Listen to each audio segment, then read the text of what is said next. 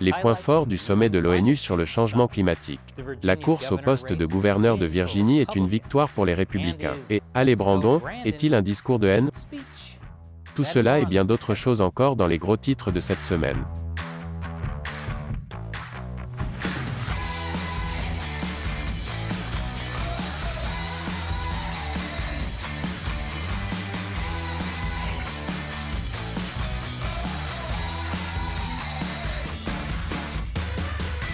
Bienvenue à l'émission Amérique dévoilée, je suis Chris Chappell. La 26e conférence des parties sur le changement climatique, ou COP26, est en cours à Glasgow.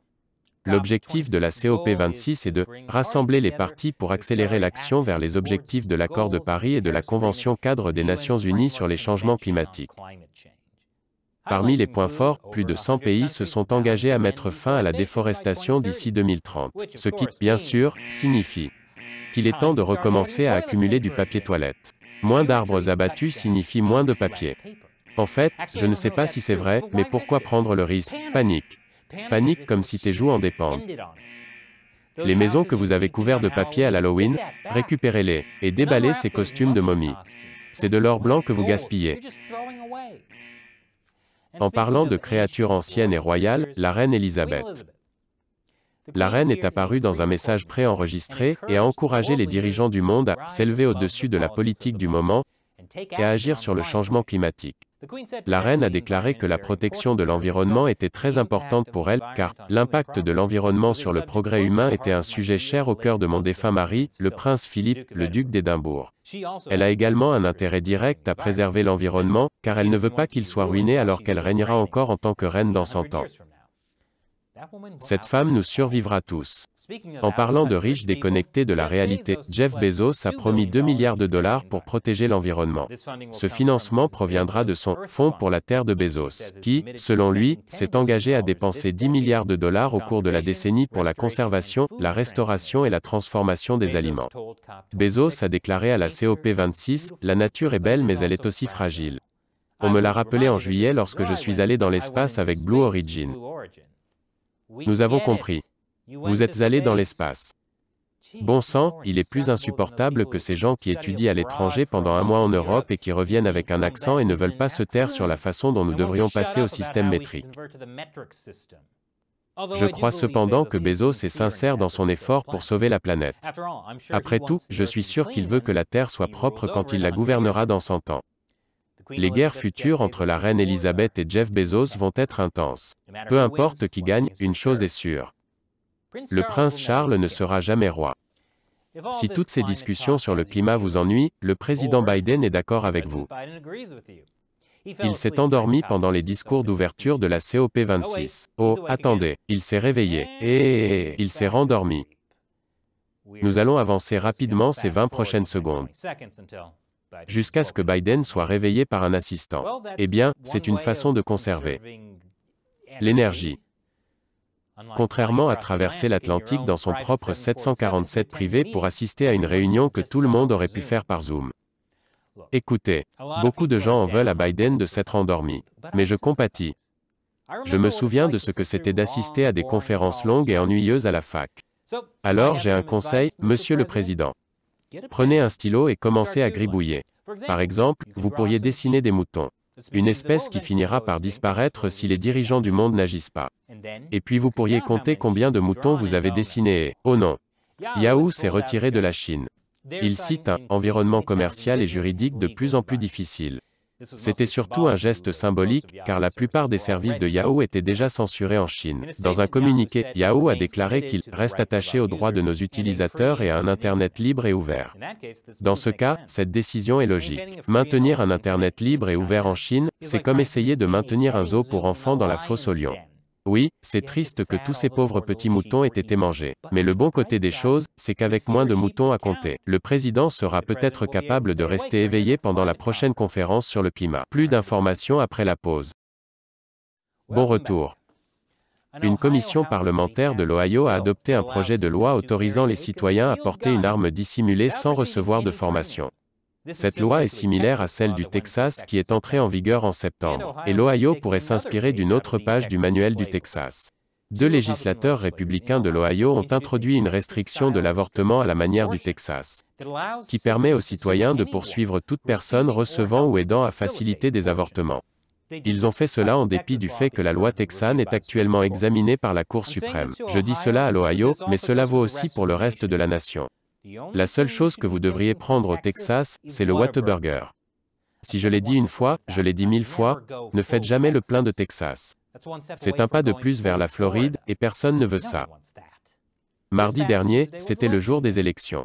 En Virginie, le républicain Glenn Youngkin a remporté la course au poste de gouverneur contre le démocrate et ancien gouverneur Terry McAuliffe dans une élection serrée. Cette élection a été remarquable car elle a rendu la Virginie pertinente pour autre chose que les explosions de laboratoires de méthamphétamine. La Virginie a en fait l'objet de beaucoup de nouvelles ces derniers temps, les écoles du comté de Loudoun étant devenues des points chauds pour des questions politiques telles que la théorie de la race critique, les mandats des masques et les droits des transgenres. Nous avons réalisé des vidéos sur ces sujets. Vous devriez les regarder. Et ce qui se passe dans les écoles de Virginie a eu un impact énorme sur l'élection. Nous y reviendrons dans un instant.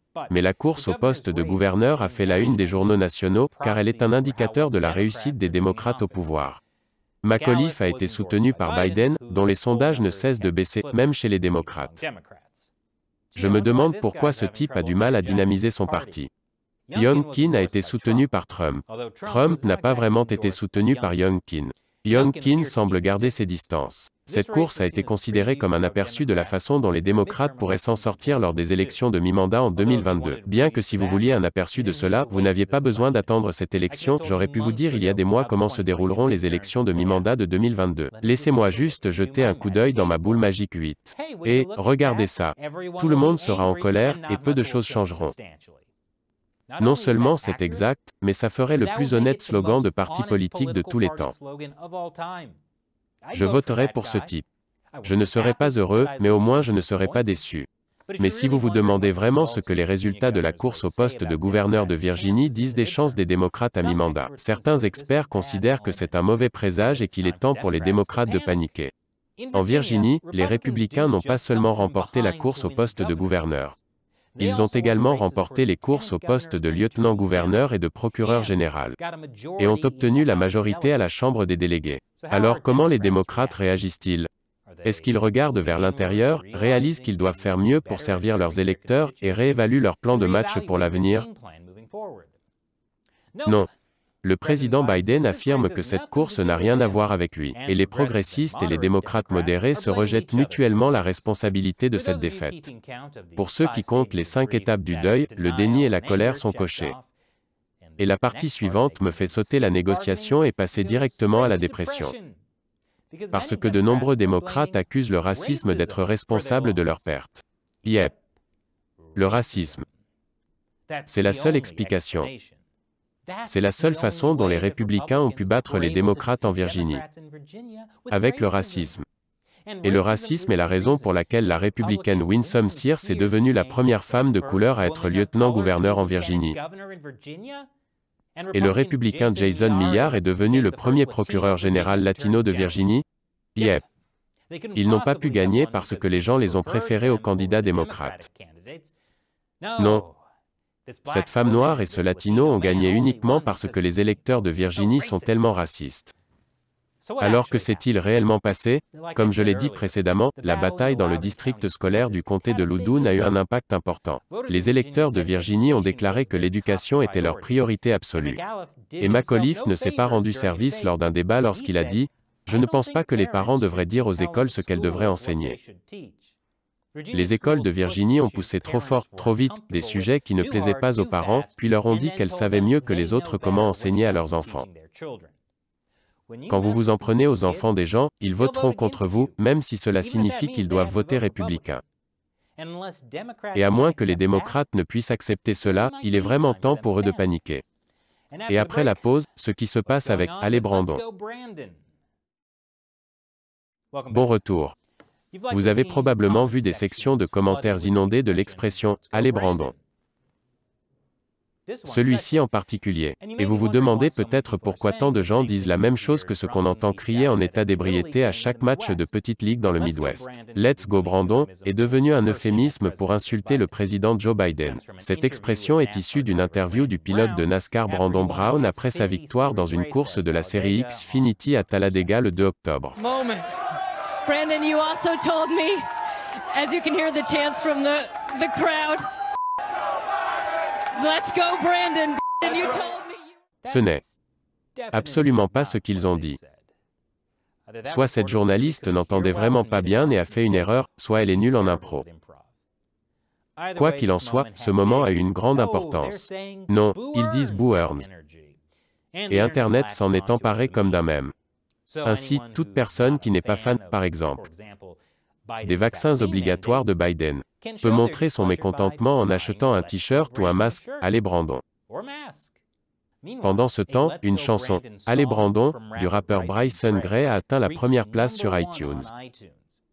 Bryson Gray a suggéré que la raison pour laquelle sa chanson a atteint la première place est l'intérêt qu'elle a suscité après avoir été supprimée de YouTube en raison de fausses informations médicales.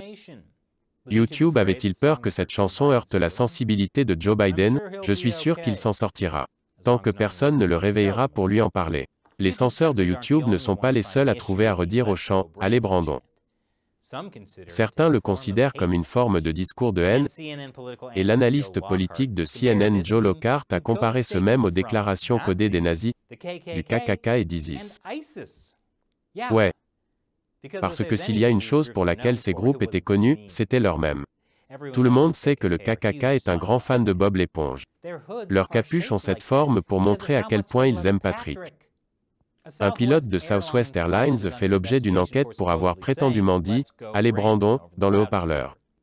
Southwest a déclaré dans un communiqué que Southwest ne tolère pas que ses employés partagent leurs opinions politiques personnelles dans le cadre de leur travail. La compagnie n'a pas divulgué si le pilote a été suspendu ou non. Personnellement, j'espère qu'il sera renvoyé. Pas pour avoir dit quelque chose de politique, mais pour avoir essayé d'être drôle. Tout employé d'une compagnie aérienne qui fait un numéro de stand-up ringard pendant un vol devrait être licencié, condamné à une amende et emprisonné. Je préfère écouter les blagues d'avion d'Al-Qaïda. C'est quoi le problème avec la nourriture des compagnies aériennes et le fait qu'on ne nous apprend jamais à atterrir? Et si vous pensez qu'il est injuste de comparer ce pilote de Southwest Airlines à des terroristes, alors vous n'êtes pas cet ancien agent spécial du FBI, qui a comparé le fait de dire « Allez Brandon » à celui de dire « Longue vie à ISIS ». Le chant « Allez Brandon » a rendu les gens fous. Personnellement, je pense que la réaction est absurde, étant donné que c'est la façon la moins offensante. Les républicains ont critiqué un démocrate, ou les démocrates ont critiqué un républicain. L'ironie est que « Allez Brandon » a finalement convaincu les gens d'arrêter de traiter les politiciens avec lesquels ils ne sont pas d'accord de nazis et de terroristes.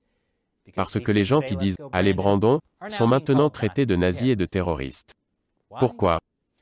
Probablement parce que la seule raison pour laquelle les démocrates peuvent imaginer que quelqu'un n'aime pas Joe Biden doit être le racisme. Comme Biden lui-même l'a dit un jour. Si vous avez un problème pour savoir si vous êtes pour moi ou pour Trump, alors vous n'êtes pas noir. Alors que pensez-vous des histoires que nous avons couvertes cette semaine? Faites-le nous savoir dans les commentaires ci-dessous, et rappelez-vous, Amérique dévoilée est soutenue principalement par les téléspectateurs. N'oubliez pas de visiter patreon.com/AmericaUncovered, contribuez à hauteur d'$1 ou plus par épisode. Nous comptons sur votre soutien pour nous aider à continuer à réaliser de grands épisodes. Une fois encore, je suis Chris Chappell, merci de regarder Amérique dévoilée.